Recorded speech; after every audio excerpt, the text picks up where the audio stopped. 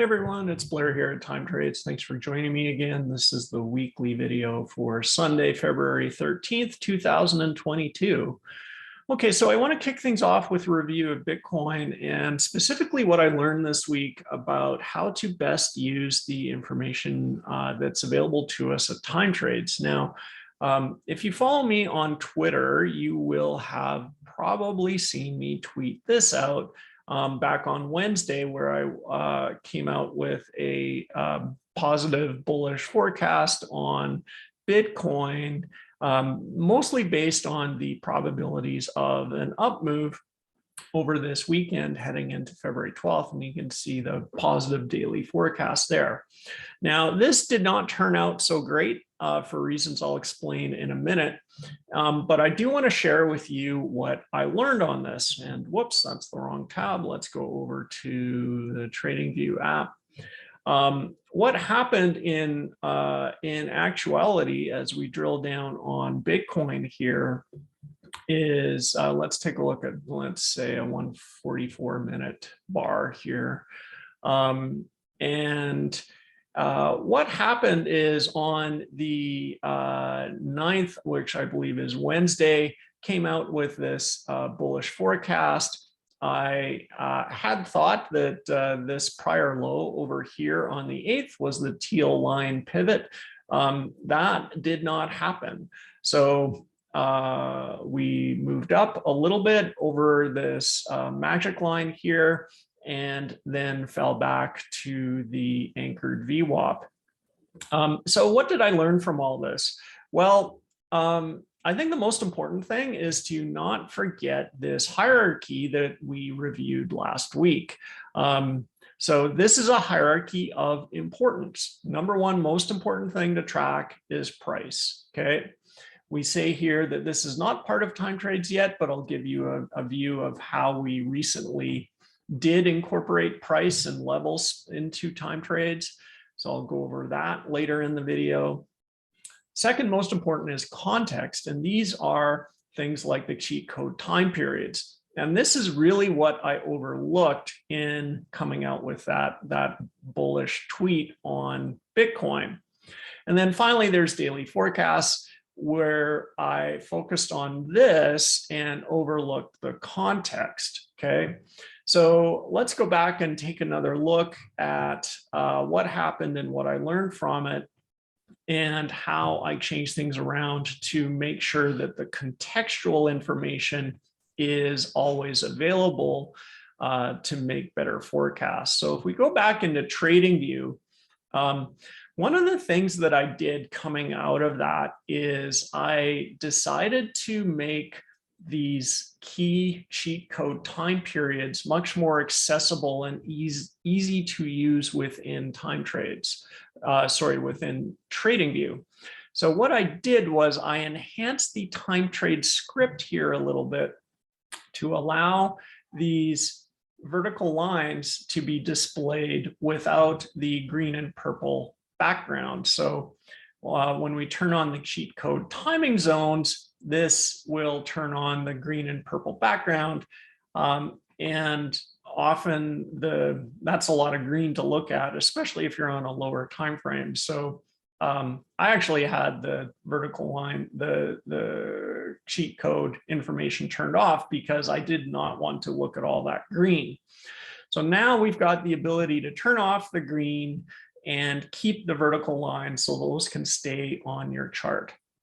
The other action that I took to make the Time Trade script here more effective is I added in what I call magic levels.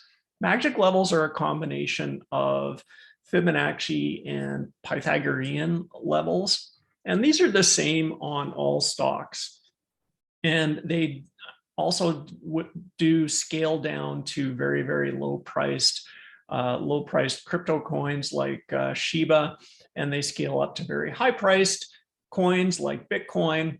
So magic levels will draw a series of thick white lines and thin orange lines on your chart as well. So by default, these are on, and you can turn them off, of course, by just clicking there. All right. So we're going to leave these on along with the cheat code vertical lines so that we get the full context here of what's going on. So if we zoom out a little bit to a daily view on Bitcoin, now by seeing these purple cheat code lines and the teal cheat code lines, a pattern emerges. And this is really I think the most important discovery I made this week is understanding that Bitcoin likes to move in the middle of these cheat code time cycles. Okay, so here we see January 5th, big move down. And that ends just before the purple line on January 12th. Same thing happens again, starting on January 20th, big move down, and that ends before the purple line on January 27th. Same thing in reverse, okay? So you notice we hit an inflection point. Instead of big moves down, we're seeing big moves up. February 4th, that's about midway between purple and teal. And now we're digesting that big move up, and I would anticipate that if this pattern holds, then by February 17th, we see another big move up into the second teal line here. Okay, so this is, I think, a really important discovery. And I've made some things to make accessing this, made some changes to make accessing this context information a lot more convenient within Time Trades. So I hope that you benefit from this. Let me know your feedback on these improvements to the Time Trades TradingView script. I'd like to hear your thoughts on how this is working for you. Okay, so that's Bitcoin. Let's drop into a review of stocks. We're going to start with the spiders here. Again, here's spiders on a daily view with the magic levels and the cheat code turned on because we're going to focus on that context information. And we can see here that teal line day on February 9th was a major pivot in the spiders. So if this, I mean, anything can happen between these two teal lines, and I've got an idea on what may happen, but we need to be open to anything here. We could be going straight down. We could see a little pivot in the middle, but by partitioning the time in this manner, we can see what the tendencies are. And that's all we're looking for, is some sort of edge that can give us a sense of what is the most probable outcome. So here we are with spiders. Let's take a look at at what Time Trades has to say on the spiders. We can go over here and type in SPY.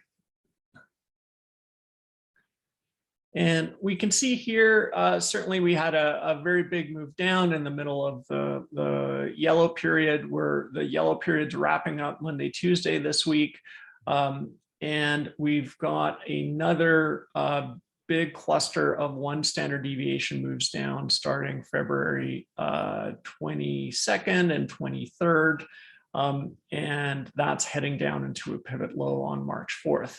So keep in mind that February 23rd is February 24th, I believe, is the second teal line day. So if we go over here, no, it's the 23rd. Okay, so plus or minus a day, we should probably give a 1 day's margin on either side of that, but it's centered around February 23rd is the second teal line day. So there's an interesting confluence here in the Time Trades forecast of these big moves down that are centered around that teal line day on the 23rd.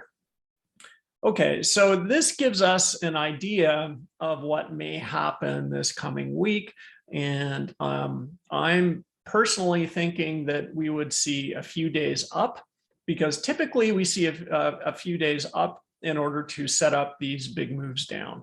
And this big move down here could stop on the 23rd. Time Trades seems to think that there's going to be a bigger pivot on March 4th. What's the context surrounding March 4th? March 4th looks like it's little more than halfway between the second teal line and the purple line on March 9th.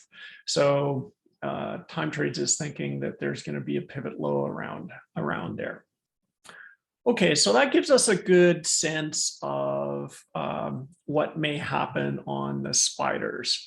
Let's go and take a look at the cues, see if there's alignment between the cues and the spiders.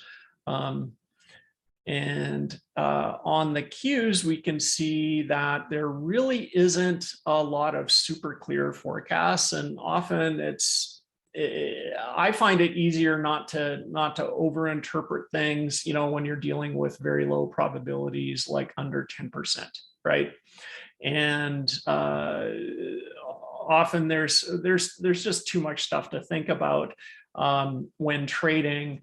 And when you start to assign importance to probabilities that are 10% or less, I just find it creates too much mental clutter.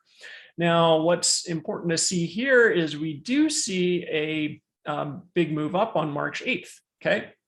So that sort of indicates a rough timing on when we may see an end to this bearishness, or at least a temporary pause in this bearishness. I don't know about end. So that's the cues. Let's take a look at IWM. What do we have here? When we're looking at IWM, we can see again, there's not a lot of clusters. I'm not a fan of assigning too much importance to these single line spikes down, but what's interesting here is the date, February 23rd again, right? So this is a teal line day. The teal line days are part of the machine learning forecast. So this probability here incorporates the fact that, yes, February 23rd is a teal line day. That is probably contributing to why it's such a high probability. And we also see a big gap here in the up days. Okay, so again, there's like general alignment between the spiders, QQQ, and IWM. Another thing to keep an eye on as we navigate this volatility is the US 10-year yield. Okay, so this is really important, and we can see how bonds have been so super volatile lately. They surged up above the important 2% yield level and are then swooshed back down to 1.91 by the close on Friday. All right, so this is anticipating certainly forward-looking interest rates, and we can see this volatility here coincides with all the volatility on the market.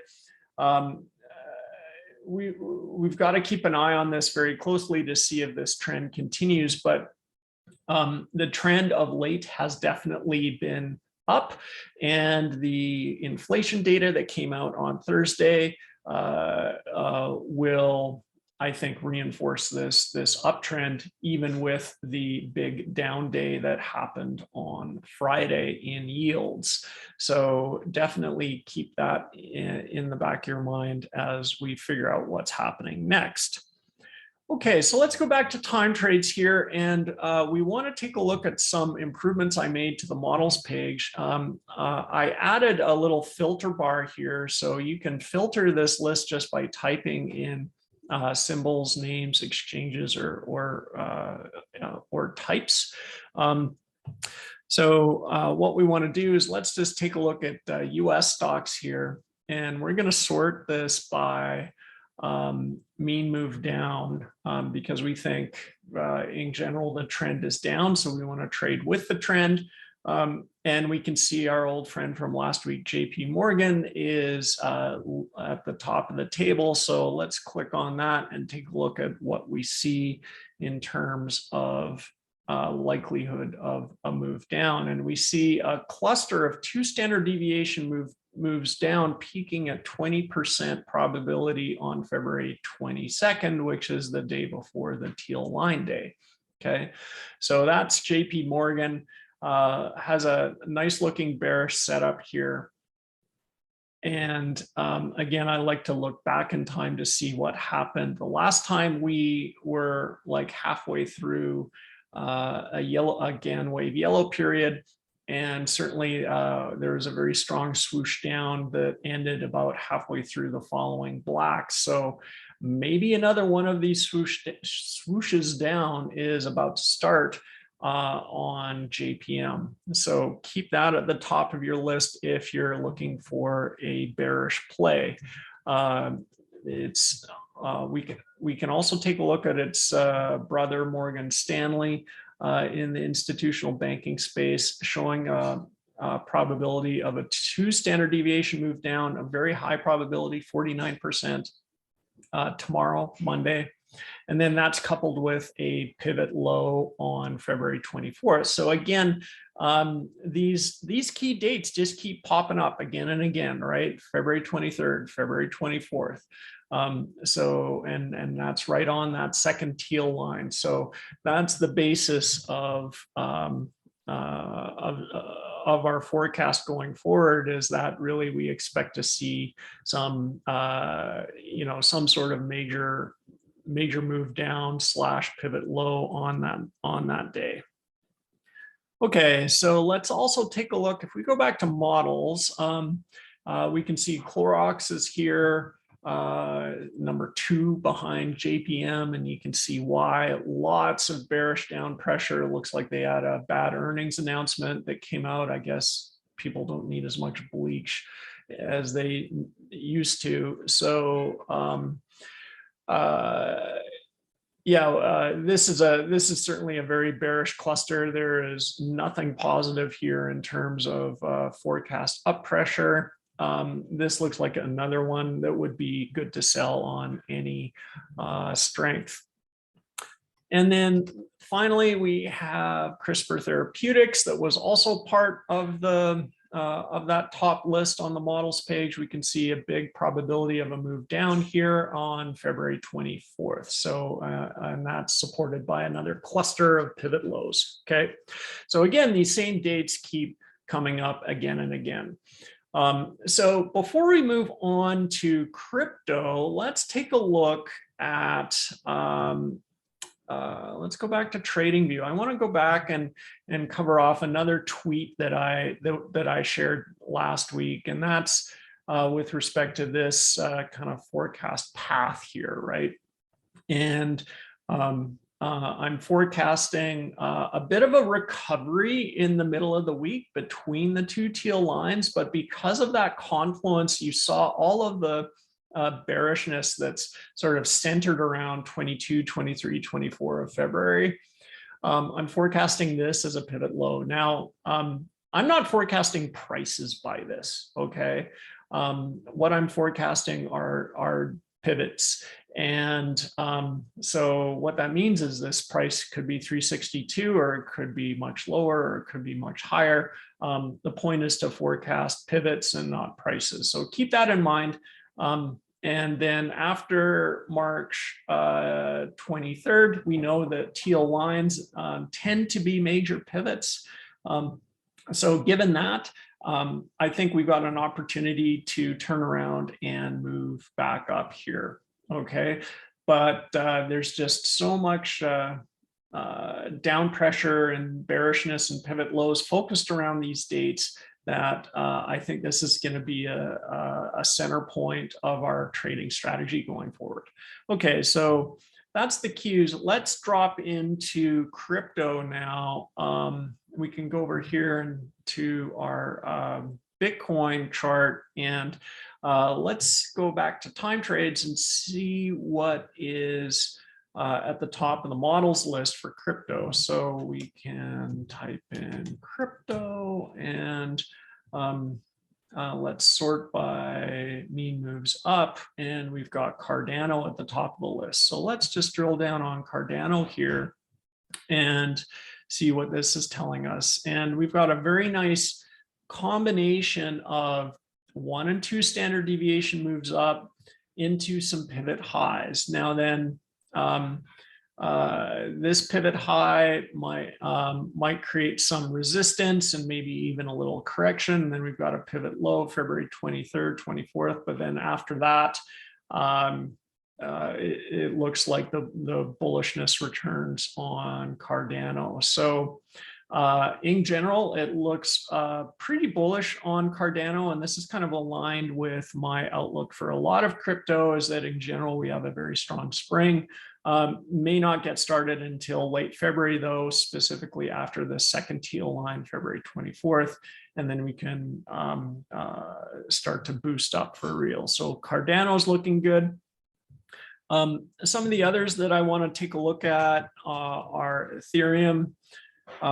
Ethereum also has a very nice cluster of up days here coming up February 17th. But then there's that pivot low aligned with the second teal line day on February 24th. But then once we get into March, we see really 3 waves of bullishness culminating in May. So very strong looking spring for Ethereum here. Okay, so let's wrap up the call with a review of some of the Indian stocks that we follow. So I want to track the 3 that we talked about last week: DIVIS Labs, ASIANPAINTS, and EICHER Motors. So let's find EICHER Motors. We'll start there.